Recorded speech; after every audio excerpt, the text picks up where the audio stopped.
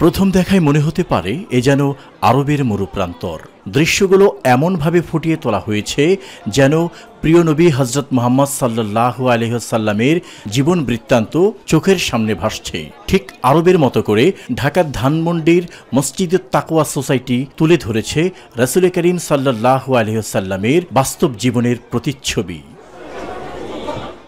মাটির ঘর, খেজুর পাতার ছাউনি, পানি রাখার মশক, খাট ও দৈনন্দিন ব্যবহারযোগ্য সামগ্রী যেন দর্শনার্থীদের ফিরিয়ে নিয়ে যাচ্ছে সেই 1400 বছর আগের ইতিহাসে।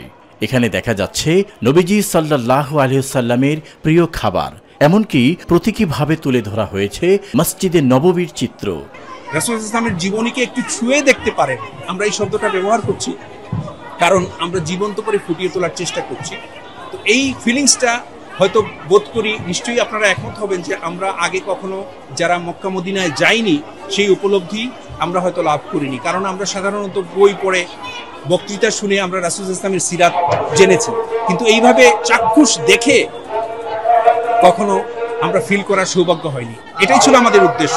দর্শনার্থীরা বলছেন এমন আয়োজন দেখে তাদের মনে হচ্ছে যেন সরাসরি নবীজি সাল্লাল্লাহু আলাইহি ওয়াসাল্লামের যুগে ফিরে গেছেন তারা। কেউ আবার হচ্ছেন আবেগ আপ্লুত, কেউ আবার বিস্ময়ে তাকিয়ে দেখছেন নবীজির শয়নকক্ষ, কন্যা ফাতেমা রাদিয়াল্লাহু তাআলা আনহা এর রান্নাঘর কিংবা ব্যবহৃত কুয়ার প্রতিরূপ। ফিল করতে পারছি আমাদের নবী কতটা কষ্ট করছে, মানে তার জীবন কাহিনী সবকিছু আসলে মানে এইভাবে তৈরি করার ফলে আমরা বুঝতে পারছি। আরো কিছুদিন রাখলে আরো ভালো হতো, কারণ অনেকেই তো জানে না বা অনেকে আসতেও পারে নাই, দেরি করে অনেকে আপডেটটা জেনেছে। আমরা তো সবসময় বইয়ে পড়ছি, এটা চোখে কখনো দেখা হয় না যে ওনার ঘর কিভাবে এরকম ছিল, বা আমাদের মা ফাতেমার ঘর কিরকম ছিল, আমাদের উম্মুল মুমিনিনদের ঘর কিরকম ছিল, বা মসজিদ নববী।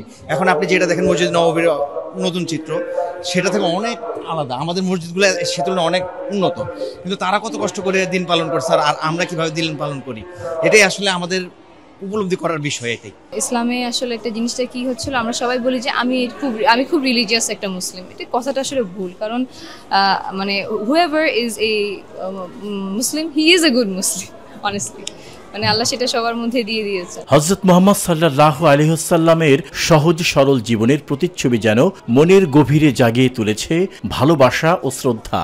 ধানমন্ডির মসজিদুত তাকওয়া সোসাইটির এই সিরাত আয়োজন দর্শনার্থীদের কাছে হয়ে উঠেছে এক অনন্য বিস্ময়।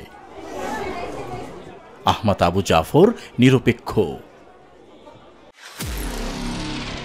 নিরপেক্ষ, সত্য প্রকাশে আপোষহীন।